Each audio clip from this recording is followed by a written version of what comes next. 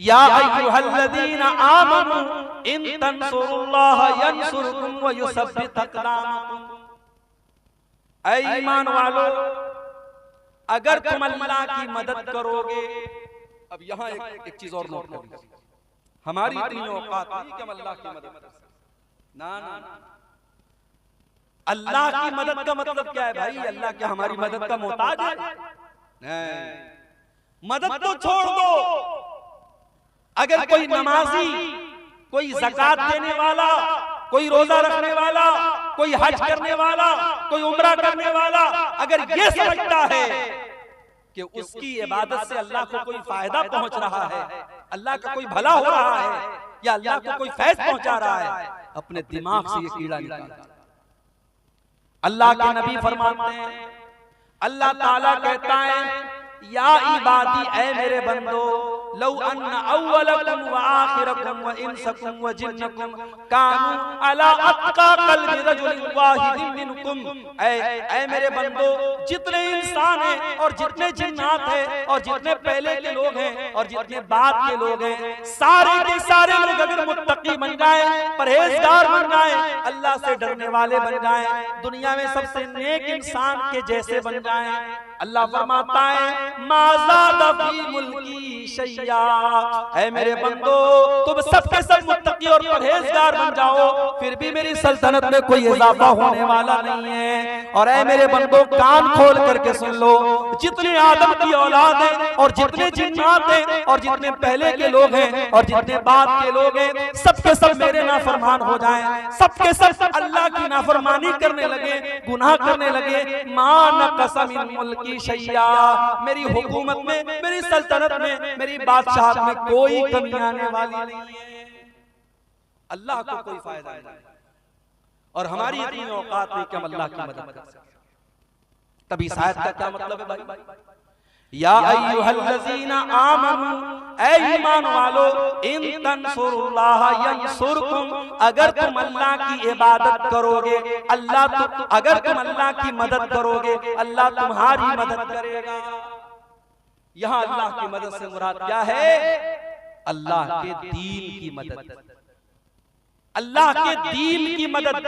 अगर तुम अल्लाह के दीन की मदद करोगे, अगर तुम इस्लाम की मदद करोगे, अगर तुम इस्लाम की हिफाजत करोगे, अगर तुम अल्लाह के दीन का ताउन करोगे, अगर अपने ताकत के जरिए, अपने माल के जरिए, अपने इल्म के जरिए, अपने जिस्म के जरिए तुम अल्लाह के दीन की मदद करोगे, अल्लाह तुम्हारी मदद करेगा। अब जरा मुझे एक सवाल का जवाब दो। ढोलबज्जा इस गांव का नाम है। मेरे भाइयों, जरा अपने दिलों पर हाथ रख के बताना, सुबह आंख खुलती है तब से लेकर रात में बिस्तर पे जाने के टाइम तक जरा गौर करना, हर शख्स गौर करे, हम अल्लाह के दीन की कितनी मदद करते हैं। हमारी जात के जरिए अल्लाह के दीन को क्या मिला? अपने लिए तो बहुत कुछ हमने कर लिया, बच्चों के लिए बहुत कुछ कर लिया, बीवी के लिए बहुत कुछ कर लिया, घर वालों के लिए बहुत कुछ कर लिया। हमारे 24 घंटों में हमने अल्लाह के दीन के लिए क्या किया? कितने मिनट हमने खर्च किया, कितना पैसा हमने खर्च किया, कितनी एनर्जी हमने खर्च की। मेरे भाइयों, अल्लाह की मदद ऐसे नहीं आएगी। इन तंसुरुल्लाह यंसुरकुम, जब तुम अल्लाह की मदद करोगे, अल्लाह तुम्हारी मदद करेगा। और अल्लाह तुम्हारी मदद ही नहीं करेगा, व युसब्बित अक़दामकुम, बड़े से बड़ी सुपर पावर तुम्हारे सामने आ जाए, बड़े से बड़े हथियार तुम्हारे सामने आ जाए, तुम्हारे पैर के अंदर कभी लग़ज़िश नहीं आएगी, अल्लाह तुम्हारे कदम को जमा करके रख देगा। और यही फर्क है मेरे भाइयों हमारे बीच में और नबी के सहाबा। नबी के सहाबा अल्लाह के दीन की मदद के लिए हर वक्त तैयार हैं। जरा जंग ओहद का मंजर देखो मेरे भाइयों। जंग ओहद में चंद मुसलमानों की गलती से जीती हुई जंग हार गए मुसलमान और सारा पासा पलट गया। अल्लाह के प्यारे नबी जख्मी हो गए। असल में बार बार ये जो ना माइक इसकी वजह से दबाव की वजह से झुक जाता है। इसका क्या है? या तो इसको बार बार पकड़ रहे हैं। जंग का पासा पलट गया और जीती हुई जंग मुसलमान हार गए। बड़े गौर से सुनना मेरे भाई, जंग मुसलमान हार गए, अल्लाह के नबी जख्मी हुए, आपका चेहरा लहूलुहान हो गया और 70 सहाबे किराम भी शहीद हो गए। ये सब कुछ कब हुआ? जंगे उहुद के अंदर, गज़वे उहुद के अंदर नबी मौजूद हैं और इस दुनिया के सबसे बेहतरीन लोग यानी मुसलमान सहाबे किराम मौजूद हैं। उसके बावजूद सहाबे किराम के रहते हुए और नबी के रहते हुए ये जंग मुसलमान हार गए। आज हमें और आपको क्या लगता है? अरे भाई ऐसा कैसे हो सकता है? जब हम अल्लाह के मानने वाले, अल्लाह के दीन पर चलने वाले, ऐसा कैसे पॉसिबल है? हमारी मस्जिदों के साथ कोई गलत कैसे कर सकता है? हमारी मस्जिदों पर कोई अन्याय कैसे हो सकता है? ये तो अल्लाह की इबादत का घर है। हमें ऐसा लगता है कि नहीं लगता? ये सवाल पैदा होता है। अब जरा सोचो मेरे भाई, हम तो बड़े गिरे पड़े मुसलमान हैं, हम लोग तो बड़े गुनहगार मुसलमान हैं, सर से पैर तक गुनाहों में लथपथ हैं। सोचो जब सहाबा के दौर में ये हालत हुई है, एक गलती, सिर्फ एक गलती की है सहाबा ने, चंद सहाबा ने, जिनको अल्लाह के नबी ने तैनात किया था पहाड़ी के ऊपर, यहाँ से हटना नहीं, 50 लोगों को तैनात किया था।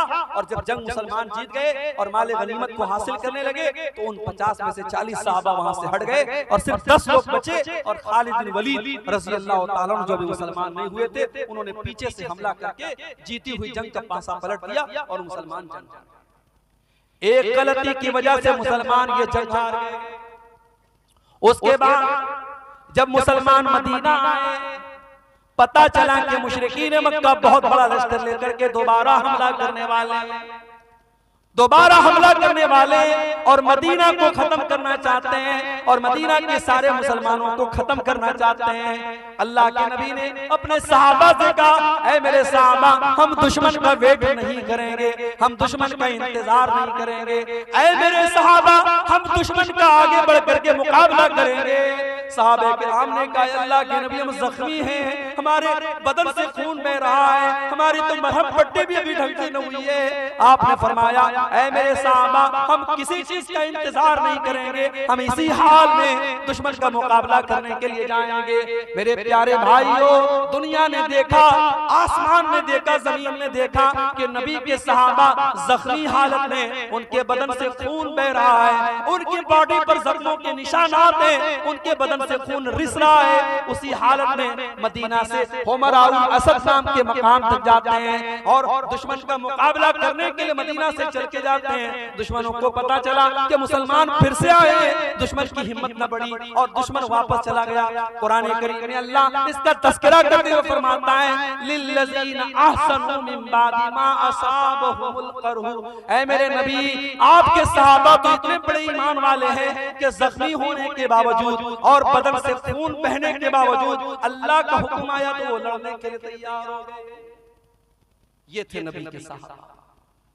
वो नबी के लिए, अल्लाह के दीन के लिए, अपने नबी के दिफा के लिए, अपने दीन के डिफेंस के लिए हर वक्त तैयार रहते थे मेरे भाई। और इसीलिए कुरान कहता है, या अय्युहल्लज़ीना आमनू इन तंसुरुल्लाह यंसुरकुम। ऐ ईमान वालो, जब तुम अल्लाह की मदद करोगे, अल्लाह तुम्हारी मदद करेगा। आज तो हालत ये है, 100 रुपया चंदा देने की हैसियत रखने वाला 10 रुपया बड़ी मुश्किल से देता है। कभी और करना, रेस्टोरेंट में 10 की नोट आपको बहुत कम मिलेगी, शराब के अड्डों पर 10 की नोट बहुत कम मिलेगी, ज़िना के अड्डों पर 10 की नोट बहुत कम मिलेगी। मस्जिद की पेटी में देखना 10 की नोट बहुत ज्यादा मिलेगी। जो सबसे छोटा अमाउंट होता है वो हम मस्जिदों में देते हैं, मदरसे में देते हैं। हमारे यहाँ साइंस पढ़ाने वाला टीचर आए, हम 2000 रुपया महीना देंगे। मैथ पढ़ाने वाला टीचर आए, हम 3000 रुपया महीना देंगे। हिंदी और इंग्लिश पढ़ाने वाले को 1000 रुपया महीना देंगे। और बेचारे मौलवी साहब और हाफिज साहब कुरान पढ़ाने के लिए आएंगे तो हम मोल भाव करेंगे, हाफिज साहब 500 रुपया ले लीजिए। कुरान और दीन के इल्म की वैल्यू हमने घटा के रखी है। इंग्लिश मीडियम के नाम पर हमारी जेबों से 2-2 हजार रुपए फीस निकल जाती है और मदरसे में कहीं 100 रुपए फीस लग जाए तो हम ताना मारते, साहब मदरसे वाले भी 100 रुपए फीस। दीन की वैल्यू को हमने कम कर दिया, दीन की अहमियत हमारी नजरों में हमने हकीर कर दिया। और आज हालात ये हैं, दीन को सारी दुनिया में तमाशा बना कर। मेरे प्यारे साथियों, जंगे तबूक का वाक़या याद करो। जंगे तबूक का मौका याद करो, गर्मी का मौसम है, मई जून का महीना है, खजूरों के पकने का टाइम है। अल्लाह के नबी अपने सहाबा से कहते हैं, ऐ मेरे सहाबा, हमको तबूक के लिए जाना है, हमको 700 किलोमीटर लंबा सफर करना है। ऐ मेरे सहाबा, मेरे पास हथियार नहीं है, मेरे पास सवारी नहीं है। ऐ मेरे सहाबा, तुम ताउन करो, तुम दान दो, तुम चंदा दो। ऐ मेरे सहाबा, मैं तुम्हें जन्नत की गारंटी देता हूँ। सहाबे किराम ने अपनी अपनी हैसियत के मुताबिक, अपनी अपनी ताकत के मुताबिक बढ़ चढ़ करके ताउन करना शुरू किया। उस्मान गनी ने बहुत सारे ऊंट भी दे दिए, बहुत सारे घोड़े भी दे दिए और 1000 सोने के सिक्के भी दे दिए।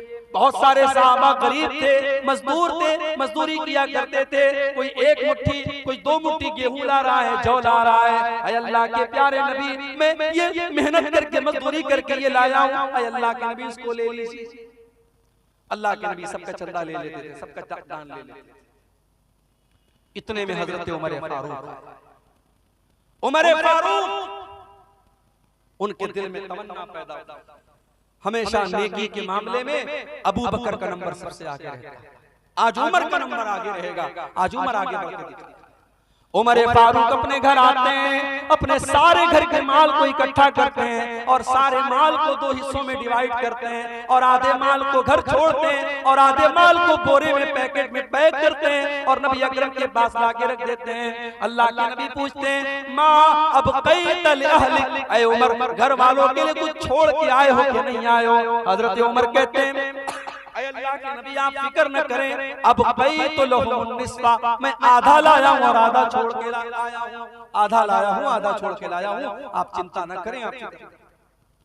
अब हजरत उमर इंतजार कर रहे हैं, अब देखें अबू बकर सिर्फ क्या लाते। हजरत अबू बकर भी थोड़ी देर में आए, उन्होंने भी अपने सामान का झोला ला करके रख दिया। नबी ने पूछा, माँ अब क़ैतल अहलिक, ऐ अबू बकर, तुमने घर वालों के लिए क्या छोड़ा है? ओ लोगों, अबू बकर की जुबान पर क्या जवाब आया?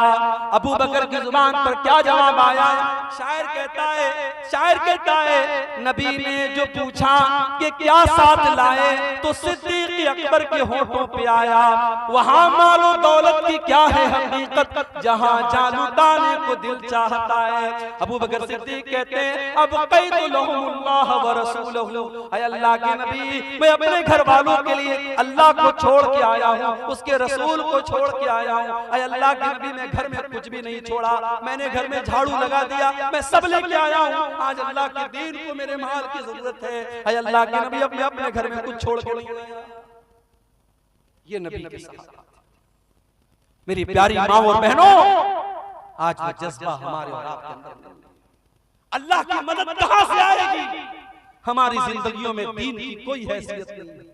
हमारी 24 घंटे में हम अगर गौर करें, हम दीन के लिए कितनी मेहनत कर रहे हैं और दीन के लिए हम क्या कर रहे हैं मेरे भाइयों, हम कुछ नहीं कर रहे हैं। अल्लाह का वादा तो सीधा सीधा है, इन तंसुरुल्लाह यंसुरकुम, जब तुम अल्लाह के दीन की मदद करोगे, अल्लाह तुम्हारी मदद करेगा। गज़वे उहद का वो मंजर भी याद करो मेरे। एक औरत आती है, बताया गया तेरा भाई शहीद हो गया, तेरा बाप शहीद हो गया है, तेरा शौहर शहीद हो गया है। बाप के मरने की खबर सुनी, भाई के मरने की खबर सुनी, शौहर के मरने की खबर सुनी, सारी मुसीबतों पर सब्र कर लिया और फिर कहती है, ओ लो ठीक है, मेरे बाप का इंतकाल हो गया, मेरा भाई शहीद हो गया, मेरा शौहर शहीद हो गया, मुझे ये बताओ कि अल्लाह के रसूल का क्या हाल है? लोगों ने कहा अल्लाह के रसूल बिल्कुल सही सलामत है। उसने कहा नहीं, जब तक मैं अपने नबी का दीदार न कर लूं, जब तक मैं अपने नबी को देख न लूं, मुझे चैन नहीं मिल सकता। लोगों ने दीदार कराया, लोगों ने दिखाया, देखो ये अल्लाह के नबी है। जब अल्लाह के नबी को देखती है तो क्या कहती है, कुल्लु मुसीबतिन बादक जलल या रसूल अल्लाह, ऐ अल्लाह के नबी, आपके रहते हुए सारी मुसीबतें मेरे लिए आसान है। ऐ अल्लाह के नबी, आप जिंदा हैं, आप सही सलामत हैं, मुझे बाप के जाने का, मुझे भाई के जाने का, मुझे शौहर के जाने का कोई दुख नहीं है।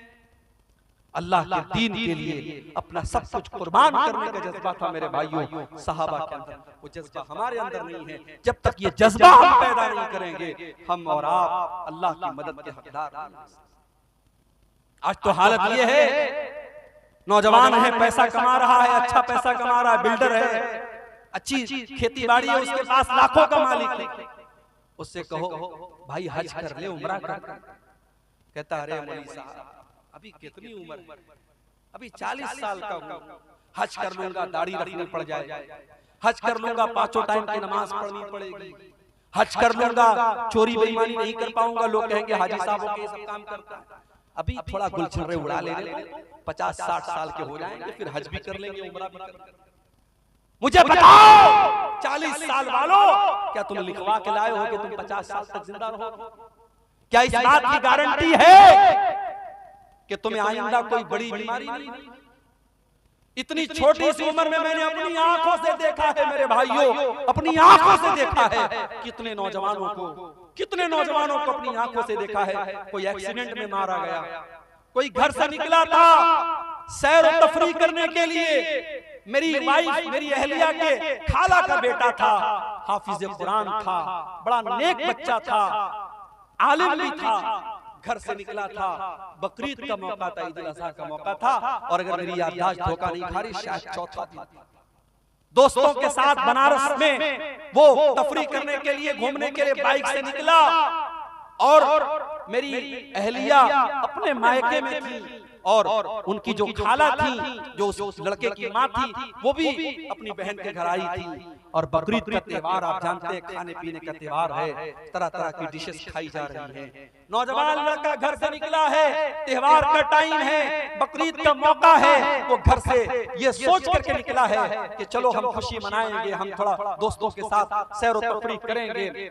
बाइक से वो निकलता है और मुगल सराय रेलवे स्टेशन से करीब में एक ट्रक आती है, और ट्रक का ड्राइवर शायद नशे में रहा हो या नींद के आलम में रहा हो, उसने उसकी बाइक में ऐसी टक्कर मारी है, ऑन द स्पॉट वो लड़का 18-20 साल का वो लड़का इंतकाल कर जाता है। और इतनी बुरी तरीके से एक्सीडेंट होता है, उसके सर का और उसके धड़ का जो हाल होता है वो बयान के बाहर है मेरे भाई। और त्योहार का मौका है जब लाश घर में आती है और माँ बाप उसकी लाश को देखते हैं मेरे भाई, माँ बाप की आंखों से आंसू निकलते हैं। खुशी का त्योहार और खुशी का मौका गम में तब्दील हो जाता है मेरे भाइयों।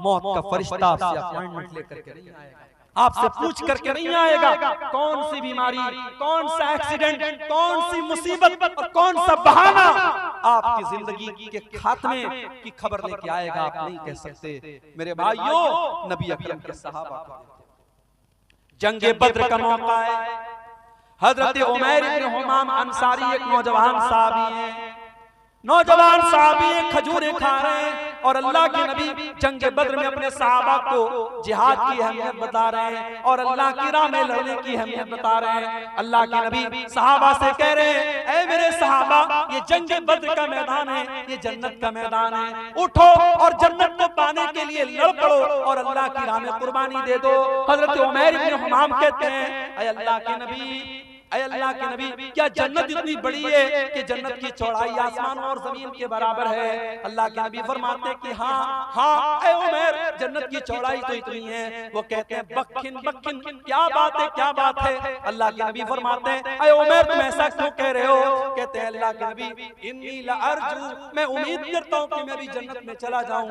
आपने फरमाया, हाँ ऐ उमैर, अगर तुम अल्लाह की राह में लड़ते लड़ते शहीद हो जाओगे तो तुम भी उसी जन्नत के हकदार बनोगे। उमैर इब्न हुमाम खजूरें हाथ में लिए हुए हैं, उन खजूरों को जमीन पर फेंक देते हैं। कोई कहता है मेरे भाई इन खजूरों को खा ले फिर तू मैदान जंग में जाना। कहते हैं नहीं नहीं, इन खजूरों के खाने में अगर टाइम वेस्ट करूंगा तो ये लेट हो जाएगा, देर हो जाएगी, मेरे पास इतना टाइम नहीं है, मेरे पास इतनी फुर्सत नहीं है। और हजरत उमैर इब्न हुमाम उसी हालत में मैदान जंग में कूद पड़ते हैं और अल्लाह की राह में शहीद हो जाते हैं। आने के लिए बादलों हट जाओ, दे दो राह जाने के लिए। ऐ दुआ अर्ज कर अर्शे इलाही थाम के, ऐ दुआ अर्ज कर अर्शे इलाही थाम के, ऐ खुदा रुख फेर दे अब गर्दिशे अय्याम के। तू न अपने आईने करम को भूल जा, ऐ खुदा तू अपने आईने करम को ना भूल जा।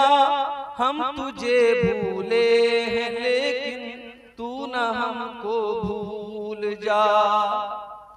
खल्क के रांदे हुए दुनिया के धुतकारे हुए, खल्क के रांदे हुए दुनिया के धुतकारे हुए।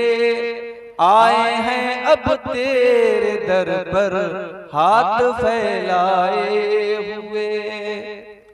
खार हैं बदकार हैं डूबे हुए जिल्लत में हैं। खार हैं बदकार हैं डूबे हुए जिल्लत में हैं। कुछ भी हैं लेकिन तेरे महबूब की उम्मत में हैं। कुछ भी हैं लेकिन तेरे महबूब की उम्मत में हैं। हक परस्तों की अगर की तूने दिल जोई नहीं, हक परस्तों की अगर की तूने दिल जोई नहीं। ताना देंगे बुत के मुस्लिम का खुदा कोई नहीं। देंगे बुत के मुस्लिम का खुदा नहीं।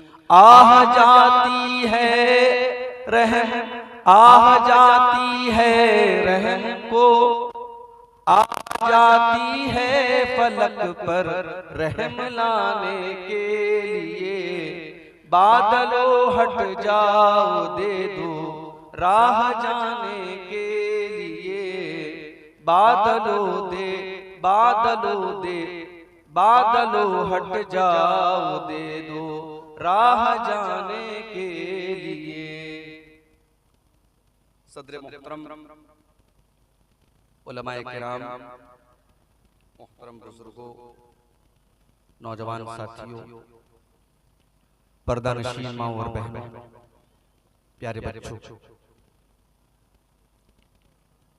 रात के तकरीबन 1:30 बज रहे हैं और जैसा कि मुझे बताया गया था कि प्रोग्राम, चूंकि सर्दी का मौसम अभी खत्म नहीं हुआ है, प्रोग्राम 12-1 बजे तक खत्म हो जाएगा। लेकिन 12 बजे के करीब तो मैं आपके इलाके में पहुंचा और जब मैं यहां पहुंचा तो यहां आपके पूर्व सांसद पप्पू यादव साहब का बयान और उनकी गुफ्तगू चल रही थी और उसके बाद आपने बंगला जुबान में भी एक तकरीर समाअत की और अब मैं आपके सामने हाजिर हुआ। ये आज के प्रोग्राम का आखिरी खिताब है और सर्दी के बावजूद, ठंडी ठंडी हवाओं के बावजूद जो भाई बहन माँ अभी तक इस पिंडाल के नीचे मौजूद हैं, मैं उन सब के जज्बे की दाद देता हूँ, उनकी हिम्मत को सलाम करता हूँ और उन सब के हक में ये दुआ करता हूँ कि अल्लाह ताला आपका हम सबका इस जलसे में आना, तकरीरों को सुनना, कुरान और हदीस की बातों को सुनना सुनाना, अल्लाह ताला इसको क़यामत के दिन हमारी नेकियों में लिख दे। अल्लाह इस नेकी के एवज़ हम सबकी मग़फ़िरत फरमाए और आज का ये प्रोग्राम जिस मकसद के लिए हुआ है, जिस इदारे के ताउन के लिए आज का इदारे के ताउन के लिए ये प्रोग्राम हो रहा है, अल्लाह ताला इस इदारे का हम सबको आगे बढ़ करके अपनी हैसियत के मुताबिक हम सबको बढ़ चढ़ करके इस इदारे का ताउन करने की भी तौफीक दे। और जिन भाइयों ने, माओ बहनों ने अब तक इसमें हिस्सा नहीं लिया है, मैं उनसे गुजारिश करूंगा, क्योंकि मौलाना नूरुल इस्लाम साहब ने भी मुझको बताया और मौलाना अबुल कासिम बिजली साहब ने भी बताया कि ताउन जो उम्मीद थी और जो तवक्को थी वैसा नहीं हुआ है। मैं आप सबसे गुजारिश करता हूँ, सीमांचल का ये प्रोग्राम जो और जलसे होते हैं उन्हीं जलसों की तरह इस जलसे का मकसद भी इदारे की तरक्की और इदारे का ताउन है। आप इस मकसद को न भूलें और यहाँ आए हैं तो जरूर इस इदारे का बढ़ चढ़ करके इसका ताउन करें, इसमें दान दें, चंदा दें। अल्लाह ताला सबको इसकी तौफीक अता फरमाए। मेरे भाई, मुझे जलसे वालों ने आज के लिए कोई टॉपिक, कोई विषय, कोई मौजू नहीं दिया, मेरे ऊपर छोड़ दिया कि आप जो मौजू समझे मुनासिब उस पर गुफ्तगू करें। और मुझे इस वक्त जो सबसे अहम टॉपिक और सबसे अहम उन्वान इस पर इस वक्त हम सबको गौर करने की जरूरत है, मुल्क के हालात को सामने रख करके अगर कोई मौजू हमें समझ में आता है तो वो ये है कि अल्लाह की मदद कब आए। हम और आप देख रहे हैं कि हमारी मसाजिद का मामला कहां तक पहुंच चुका है। अब सिर्फ 3 मस्जिदों की बात नहीं रह गई। अब इस्लाम दुश्मन ताकतों की निगाहें इस मुल्क की हजारों मस्जिदों की तरफ है और उन्हें एक बहुत अच्छी नजीर मिल चुकी है, एक बहुत अच्छी मिसाल मिल चुकी है। उनकी हिम्मत और हौसले बहुत बुलंद हैं और आने वाला वक्त हमारे लिए बड़ा चैलेंजिंग है मेरे। फिर हम ये भी देख रहे हैं कि आज मुल्क में 2 तरीके के कानून चल रहे हैं। एक जुर्म एक कम्युनिटी का इंसान करता है, उसके ऊपर बहुत हल्का केस होता है, पुलिस और प्रशासन उसको लेकर के बहुत ज्यादा टाइट नहीं होता। वही जुर्म और वही काम अगर दूसरी कम्युनिटी का कोई इंसान करता है, और मैं खुल के कहूं अगर वही काम मुसलमान अगर करता है तो बहुत बड़ा अपराध बन जाता है। और अब तो हालात ये हैं कि शायद दुनिया की तारीख में कभी ऐसा इंसाफ नहीं देखा गया कि जुर्म कोई करे और उसकी सजा उसके पूरे घर वालों को, उसके छोटे छोटे बच्चों को बेघर कर दिया जाए, उसके घर की औरतों को बेघर कर दिया जाए। जिस घर और मकान को बनाने में इंसान का खून पसीना सर्फ होता है, इंसान की गाड़ी कमाई खर्च होती है, पल भर में उसके उस घर को मेरे भाइयों वीरान कर दिया जाता है और चटियल मैदान कर दिया जाता है। इंसाफ का ये नमूना इस वक्त अपने मुल्क में, ये मुल्क मेरे भाइयों हमारा। और किसी शायर ने बड़ी सच्ची बात कही थी, हम खून की किस्तें तो कई दे चुके लेकिन ऐ अर्ज़ वतन कर्ज तेरा अब भी अदा नहीं होता। ऐ अर्ज़ वतन अब भी तेरा कर्ज अदा नहीं हो रहा है। हम खून की बहुत सारी किस्तें तेरे ऊपर निछावर कर चुके हैं। बहुत सारे हमारे, कोई ब्रिगेडियर उस्मान था, कोई कैप्टन अब्दुल हमीद था, और कोई हमारा, कितने हमारे मुसलमानों के नौजवान सरहदों पर जिन्होंने अपनी जानें गंवा दी इस मुल्क की हिफाजत के लिए। और आज इस मुल्क में उस मुसलमान से ये कहा जाए कि ये मुल्क तेरा नहीं है, इस मुल्क में तेरा कोई काम नहीं है, तू अजान नहीं दे सकता, तू नमाज नहीं पढ़ सकता, तू अपने दीन और ईमान पर कायम नहीं रह सकता। ये सवाल आज उस मुसलमान से किया जाता है। मेरे भाइयों, बड़ी नाजुक घड़ी है। जरा तारीख के पन्ने उल्टो, 1400 साल पहले चलो। अभी मोहम्मद रसूलुल्लाह अरब की धरती पर नहीं आए हैं, अभी अल्लाह के आखिरी नबी दुनिया में उनका जन्म नहीं हुआ है। आपके जन्म से 40 या 50 दिन पहले यमन का एक बादशाह है, उसका नाम अब्रहा है। उसको मालूम हुआ कि अरब की धरती पर खाने काबा नाम की एक बिल्डिंग है, एक इमारत, और उस खाने काबा का तवाफ लोग करते हैं, लोग हज करते हैं, लोग उम्रा करते हैं। उसने अपने यमन की राजधानी सना के अंदर बहुत बड़ा उसने इमारत बनवाई, स्ट्रक्चर बनवाया, और हुक्म दिया कि आज के बाद यमन के लोग, उनको हज करना होगा, उनको उम्रा करना होगा, वो खाने काबा नहीं जाएंगे, वो मक्का नहीं जाएंगे, वो मेरे इस बनाए हुए घर घर का तवाफ करेंगे और यहाँ आकर के वो अपनी इबादत करेंगे। वो अब्राहा ईसाई था, क्रिश्चियन। लेकिन खाने काबा का एहतराम उन मुशरिकों के दिल में भी था। वो मुशरिक थे, वो बुतों के पुजारी थे, मगर खाने काबा के बारे में उनका यह अकीदा था कि अल्लाह की इबादत का पहला घर है। ये इब्राहीम अलैहिस्सलाम ने इस घर को बनाया है और इब्राहीम अलैहिस्सलाम से पहले भी ये घर मौजूद था। ये धरती पर अल्लाह की इबादत का पहला घर है। लोगों ने अबरहा के बनाए हुए उस नकली काबा का तवाफ करना तो बड़ी दूर की बात है और उसकी ज़ियारत करना तो बड़ी दूर की बात है। लोगों ने इतनी इंसल्ट की कि उसके उस इमारत के अंदर जाकर के उन्होंने पाखाना कर दिया, पेशाब कर दिया, गंदगी। अबरहा को तैश आया, गुस्सा आया।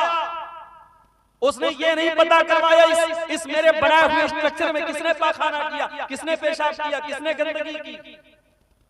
उसने कहा कि अब मैं खाने काबा को ही मिटा डालूंगा, न रहेगा बांस न बजेगी। उसने बहुत बड़ा लश्कर तैयार किया और शायद दुनिया के इतिहास का और दुनिया की तारीख का यह पहला लश्कर था जिस लश्कर में हाथियों को इस्तेमाल किया। अबरहा खुद बहुत बड़े हाथी पर सवार होकर आया था और दुनिया की नजरों ने देखा कि यमन का ये बादशाह अपने हाथियों के साथ खाने काबा पर हमला करने के लिए यमन से निकला है। और जब मक्का की सरहदों में दाखिल हुआ, इसके सिपाहियों ने कुछ ऊंटों को पकड़ लिया। कुछ ऊंट थे वहां पर, उन ऊंटों को पकड़ लिया और उन ऊंटों को अपना बना लिया। वो ऊंट किसके थे?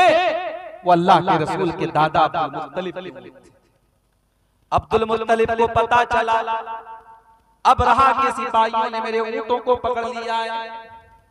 अब्दुल मुत्तलिब आते और अबरहा से कहते हैं, अबरहा मेरे ऊंट मुझे वापस कर दो। अबरहा को मालूम था अब्दुल मुत्तलिब खाने काबा के मुतवल्ली हैं, खाने काबा की चाबी उनके पास रहती है। अय अब्दुल मुत्तलिब, मैं तो तुम्हें बहुत नेक इंसान, बहुत अच्छा इंसान समझता था, तुम तो बहुत मेरे मेयार से बहुत कमतर निकले। अय अब्दुल मुत्तलिब, तुम्हें मालूम है मैं यमन से चल करके तुम्हारे खाने काबा को गिराने आया हूँ। जिस खाने काबा को तुम अल्लाह का घर मानते हो, जिस खाने काबा को तुम इतना एहतराम करते हो कि तुम उसका तवाफ करते हो और हज और उम्रा करते हो। अब्दुल मुत्तलिब, उस खाने काबा की तुमको कोई चिंता नहीं है और तुम अपने ऊंटों को मेरे पास लेने के लिए आए हो। इसका मतलब ये हुआ कि तुम्हें अपने ऊंटों से ज्यादा प्यार है, तुम्हें खाने काबा से कोई प्यार नहीं। अब जरा जवाब सुनना। अब्दुल मुत्तलिब मुसलमान नहीं थे, उसी अपने खानदान के मजहब पर थे, अपने बाप दादा के मजहब पर थे, बुत परस्ती वाले मजहब पर थे, इस्लाम पर नहीं थे। लेकिन उन्होंने जो जवाब दिया वो जवाब बड़ा माकूल जवाब। कहा मैं ऊंटों का मालिक, ऊंटों की हिफाजत मेरे जिम्मे थी, इसलिए मैं अपने ऊंट लेने आया। जहां तक खाने काबा की बात है, इन्न लहू रब्बन यहमीही, इस खाने काबा का एक परवरदिगार है, एक रब है, वो अपने घर की हिफाजत करना जानता है, मुझे उसकी चिंता करने की जरूरत है। और फिर चश्मे फलक ने वो मंजर भी देखा। अबरहा अपने हाथियों से जब इशारा करता है, हाथी शाम का रुख करने के लिए तैयार है, हाथी जो है यमन की तरफ वापस जाने के लिए तैयार है, हाथी तीनों डायरेक्शन में जाने के लिए तैयार है। मगर हाथी को जब ये कहा जाता है तो खाने काबा की तरफ चल, हाथी 1 इंच चलने के लिए तैयार, 1 इंच हाथी आगे बढ़ने को तैयार। उसके बाद दुनिया की नजरों ने ये देखा, हाथियों पर आए हुए उस लश्कर का खात्मा करने के लिए अल्लाह ताला ने बारूद नहीं बरसाया, अल्लाह ताला ने तोप के गोले नहीं बरसाए, अल्लाह ताला ने फरिश्तों की फौज को नहीं भेजा, बल्कि अल्लाह ने कैसे अपना अज़ाब नाज़िल फरमाया। अलम तरा कैफ़ फ़अल रब्बुका बिअस्हाबिल फील, ऐ नबी क्या आपने देखा कि अल्लाह ताला ने हाथी वालों के साथ क्या किया। अलम यजअल कैदहुम फी तज़लील, ऐ नबी वो तो बहुत बड़ी बड़ी चालें और बहुत बड़ी बड़ी प्लानिंग बना करके आए थे, अल्लाह ने उनकी सारी प्लानिंग को नाकाम कर दिया।